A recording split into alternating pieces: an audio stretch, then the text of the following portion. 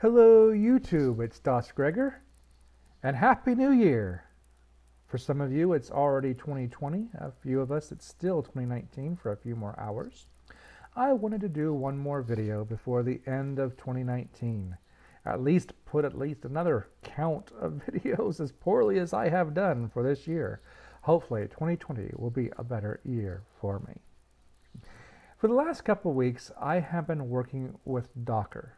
I've been trying to learn Docker to create my own container images.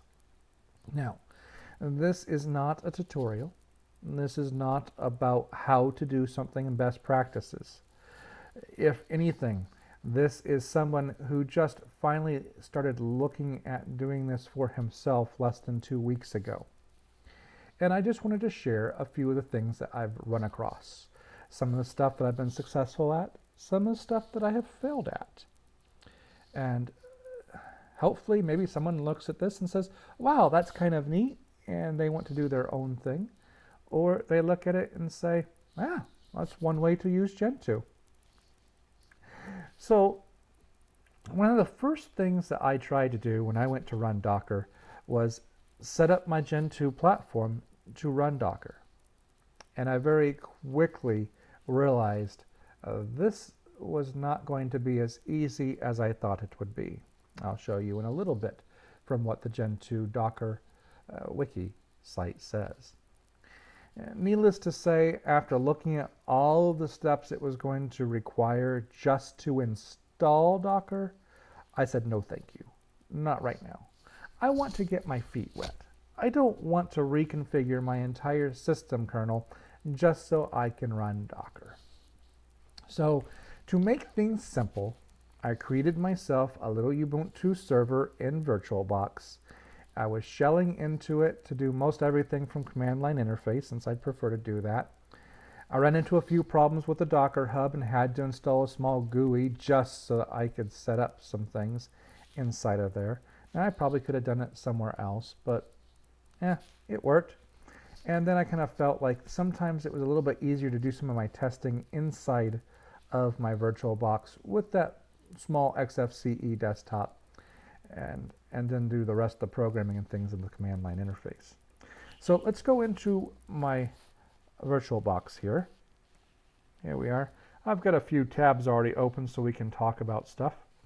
But one of the first things that I did when I went to look at Docker was to look at the Docker wiki for Gentoo.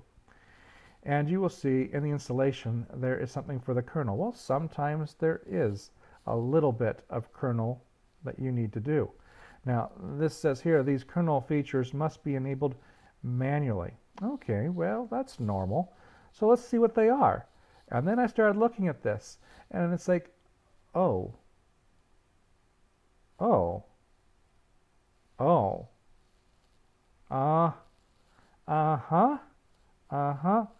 No, I am not going to reconfigure my kernel with that many steps into it just so I can run Docker. Not going to happen.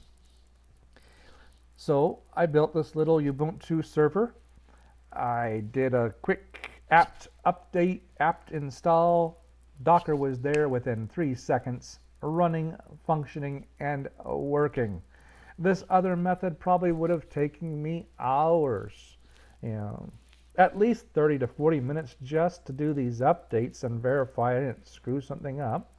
And then because some of the stuff is being built into the kernel as well as being made as a module based upon the asterisk or the capital M, that would have taken another 30 to 45 minutes just to compile the kernel and then hope I didn't make any mistakes, and then I still have to compile all the code for Docker.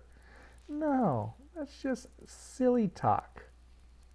So within, I'd say 5 to 15 minutes, I had a VirtualBox with Ubuntu server, Docker installed, did some quick tests to make sure it functioned from the tutorials that I was going through, and everything looked good. Now for the most part, I would secure shell. So let me go into here. So as you can see, DasGregor at Ubuntu server, I am shelled into that. And if I go to another desktop, you will see, yes, I am in my normal Gentoo There we go. So let's go back over to here. And of course, Docker works, and I have a few Docker images. And if we go Docker images, you can see kind of my progression. Hello World was the first thing we downloaded and tested. Ubuntu to see, that was the next thing in the tutorial that they had me do. But now you'll see that there's some things about MariaDB, some Gentoo portage, some Gentoo Stage 3 AMD 64. Now you say, DOS, there we go, we're getting into some Gentoo, yeah. Well, the first time I tried doing this, I said, well, it was so easy with the Ubuntu to just do like a Docker run and pull the Ubuntu latest and go into an interactive console, and it just functioned and everything worked. So I thought I'd try that with Stage 3 AMD 64, and no. You can get in there, you can do a few things, but you can't install anything. If you try to run portage, you get all kinds of profile errors. In fact, you try to do a lot of stuff just in that base, and it's going to crash. And you say, okay, now before you get on me, DOS, you're a moron. Come on. Yeah, you should know better. Well, that's what I get for just jumping right in with both feet and not reading documentation. So let's go back into our little server here, and we will look at the GitHub for Gentoo. And this talks about the different Docker images. And it says in here, using portage container in a multi-stage build. That's because when you just do a build from the Stage 3 AMD, you can't just do a Docker run and be able to try out the Gentoo Stage 3 AMD 64. Now there are a few versions of this, and if we go to the Docker Hub, which is an awesome place to find things, we will see, for instance, that there's a Stage 3 AMD 64, an AMD no multi-lib. There's the portage package. There are a few, maybe about a half a dozen or so, hardened and x86. So there are a few different stages that you can choose from. When you get that, you're getting pretty much that Stage 3, but it's not up and running yet. It's kind of like a halfway point when you're installing Gentoo. So by reading the documentation, read the manual, I find that it tells me right here to create my Docker file, and you have to still build another image based on these couple, and then you can use that image to do whatever you like and play with it. And it's kind of a neat concept. It really is, because you're in a container that you can do pretty much anything in, and you're not going to break anything outside of that container. And when you're done, you can blow it away, you can start it over, and everything is the way it was. Pretty nifty. So, like I said, this isn't really a tutorial, and I'm not going to go through a lot of the things with Docker file, but from this I was able to create a working Gentoo image container that I could then start my base for what my real reason was, which was to create a GNU MP3D server, which is how I use to stream my old-time radio, OTR. OTR is not off the record, it is old-time radio. So from Gentoo portage latest, we use that as portage, and then from Gentoo Stage 3 latest, we're pulling these two images.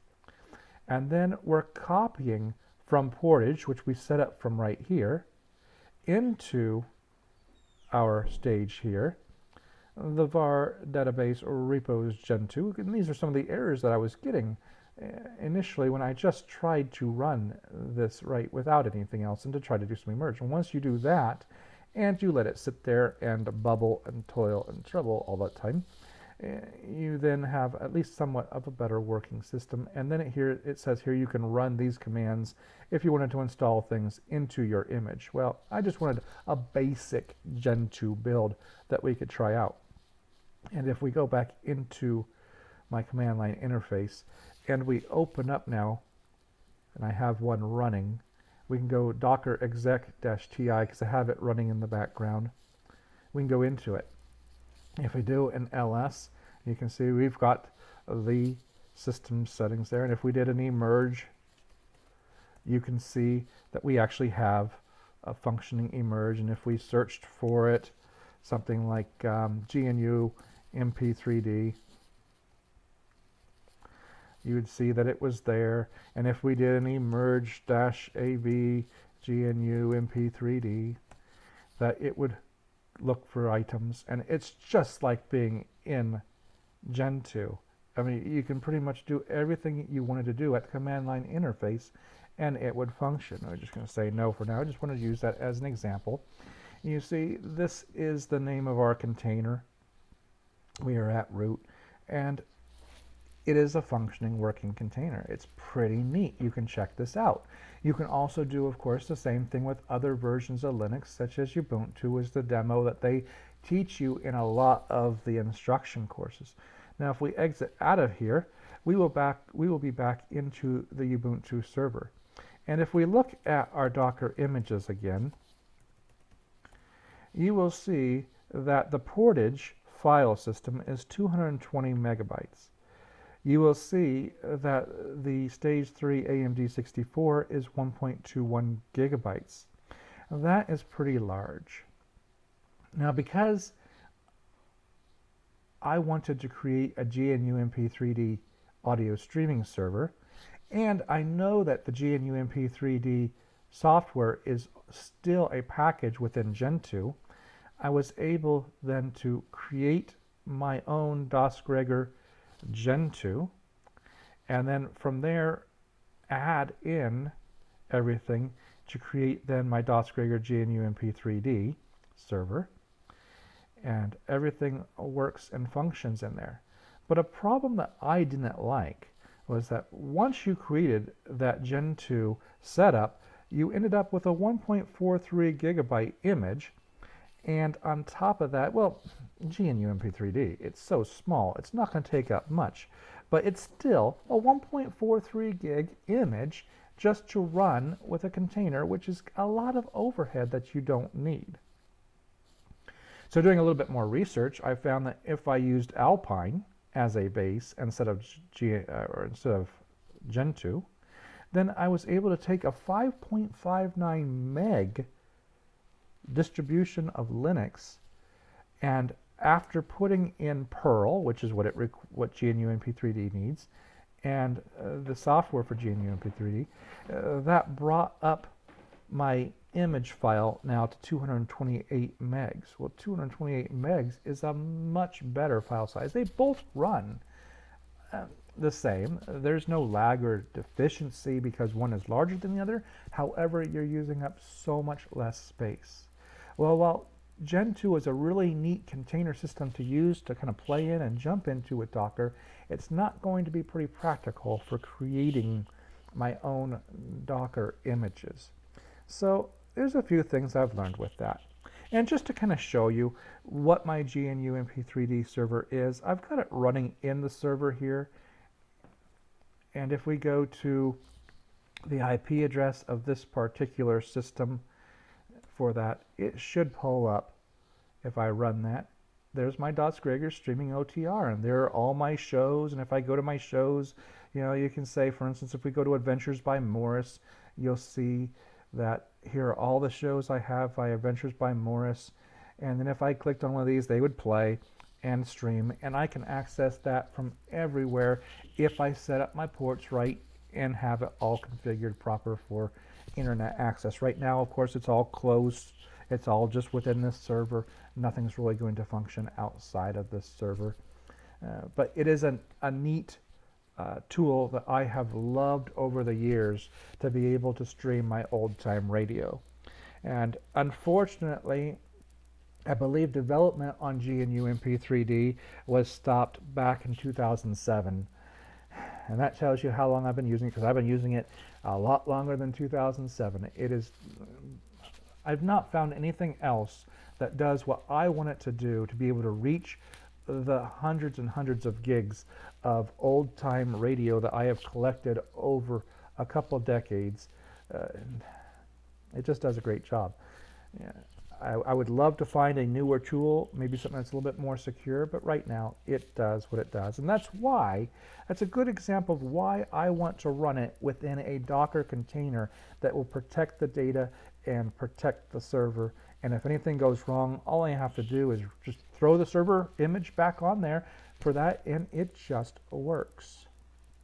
Now, the second part I'd like to talk about is how, as I was going through the tutorials and different lessons that people had, I was looking at using MariaDB for MySQL and thinking, this is really neat. I could potentially create myself my own vlogging site with WordPress and MySQL and everything else, and have it within a Docker container that would protect it and keep it good. So I started following these examples, and I was setting up MariaDB and trying to get it to run. And when I would watch those on the YouTube doing their thing, things just worked. But for me, when I would build it, I could go into the container and it would function perfectly.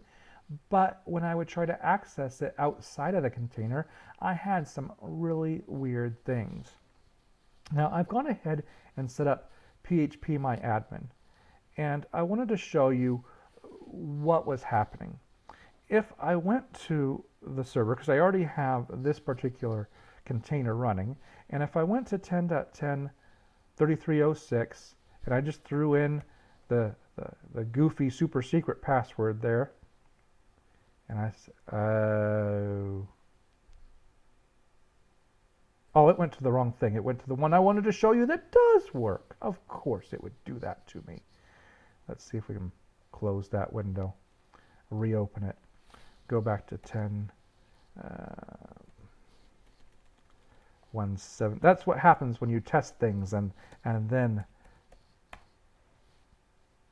all right, log out, log me out here. There we go. Let's see.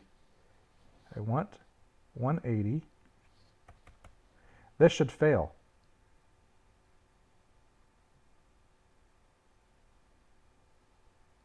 But it's going to 178. But that's that.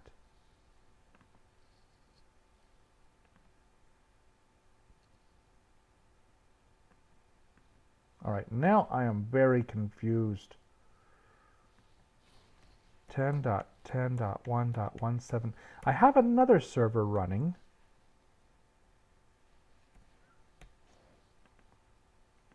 And that has a different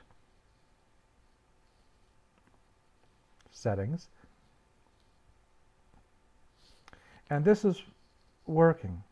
This is really weird, because even when I was doing my demos, I was showing that it was not functioning proper. Let's try something else out. Let's go, where do I have a free desktop? Let's see, 0 is free. Let's see if I can open up Firefox here and see what it does, because I wanted to show you how it was failing. Don't you just love it when you want to show a failure and it doesn't fail? I spent hours yesterday trying to figure this out, not understanding what the problem was.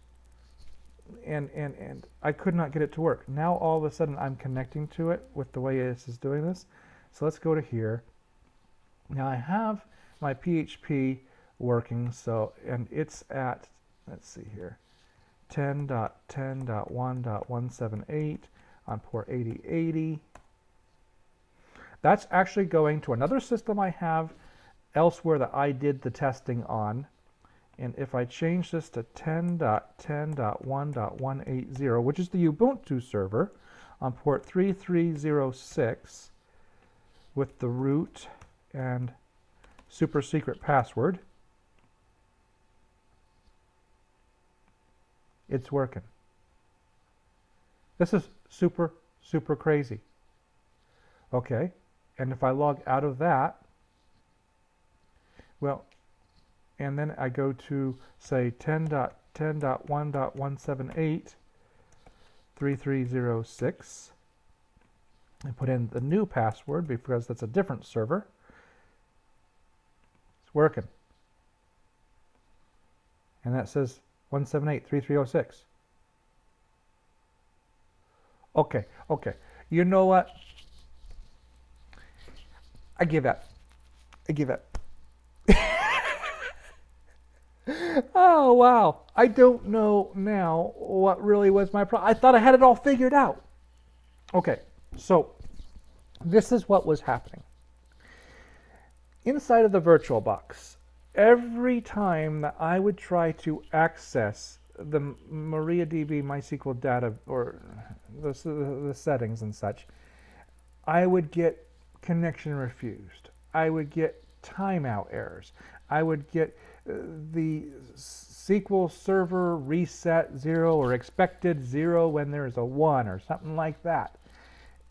It refused to talk to the server. It would not run. It wouldn't do anything that I wanted it to do. It just failed over and over and over again. And I went through 3 or 4 different people showing me tutorials about how to make MySQL function as a container so I could do this, and it would not work. So then what I did was I took another system that I have, a system that I had built just with generic Ubuntu base on there, and one of the other family members I have was using it for a little bit while waiting for their computer to get fixed. Since it still had it on there, I updated it and then threw Docker on it and went through all the same steps that I had done before, and just without making any differences, it just worked. It functioned. It did it. I went back into, and this is what's crazy, is I went back and I even tested this before doing this video to make sure that the desired or expected outcome would be the same, and it still did it. And now it's working. It's doing what it's supposed to do, even inside of the VirtualBox. So I am befuddled. The point I was going to make was that there were some things that just don't work within a VirtualBox. How can I make that point now? It is functioning. I don't get it. I do admit that at one point I was getting everything prepped, ready to go. My sound I was having some problems with sound. It was like the world was against me in making this video. And I ended up just closing everything down, shutting it down, reopening everything. Something in there must have just kind of jolted it. I guess? Maybe? Because it seems to be functioning right now. Now, I am curious if I go to here, and if I look at my Docker, see what's running here, you'll see that there's that Gentoo latest, there's my GNU MP3 server, Maria is running, and if I do a MySQL, let's see from here with a -h. No, it should be, I shouldn't have to do just H because I'm on here. I'll just do this. Try that. Put in my... Now that's what I would get all the time. That's what I was always getting. Every time I tried to get into it, I would get that kind of an error. But if I would do like a docker exec -ti and we'll go into MariaDB and bash. So now if we did that same command, mysql -u root -p, put in a super secret password, I'm in. Yeah, see, now this is what was happening to me. So if I would go into the container, I would be able to see this, and it would function properly, and I could be into the database. But if I got out of it, and then I got out of the container, and I tried the same thing, I would always end up with can't connect to local MySQL server through socket, or within the PHP application within this guy here. Just for grins, let's get out of this one again and do a 10. Let's see, we want this one, which is that server. Super secret password. This says 180. When I would try that, I would get all kinds of errors with 180. It would not pass through the traffic. It would not see it. It would be the same thing as if I saw this, except it'd be a really weird error. And if I did some Google old searches on trying to figure out that, I could tell you exactly what it was. What I expected. It, most of the time it was connection refused or something like that. Now I have done nothing else to make this work or not work. It's just working now. So that's crazy, because you can tell that these are two different ones, because you'll see that there's no other databases here. But if we get back out, I was playing around with the WordPress. So if we go back into there, you'll see that there's the WordPress. So it's definitely something different. You're seeing that there are different databases. That is nuts. That is really nuts, because this is actually letting us to get in there, and before, even just an hour ago, it was still failing.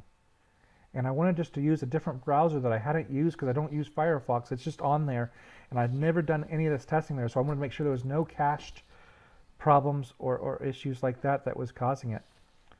But that is so nuts. It is bananas. Anyway, let's go back into somewhere and let's see. I guess in closing, since I've been talking and rambling and it really threw me for that big loop about hey, it's working, it's not supposed to work. Docker's really neat. It's got a lot of potential, and I've only scraped the surface of this. But it is very interesting, the things that you can do. I'm still trying to find out what kind of potential it has for the end user.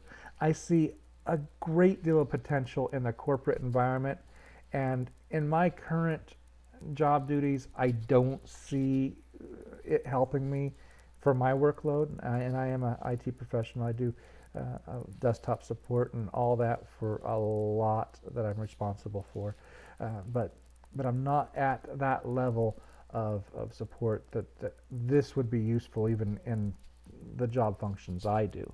And so besides those few servers that I think would benefit me, and maybe being able to jump into a Ubuntu shell or a Docker image or a Gentoo shell inside a Docker, or I'm sorry, inside of Ubuntu, or playing around with Alpine and those sort of things. I'm not quite sure where this is going to take me, but I do know it's pretty neat. And I wanted to share that with you because I know I haven't made a video for a couple weeks, and so I wanted to talk about how this was an interesting proof of concept. So if it's morning, evening, noon, or night, whatever you're having, enjoy it. Thanks for watching. Happy New Year to you all. May 2020 be a better year. May I get off my lazy butt and do some more videos. Maybe get some new hardware so that I can do some more videos. And enjoy, guys. Bye.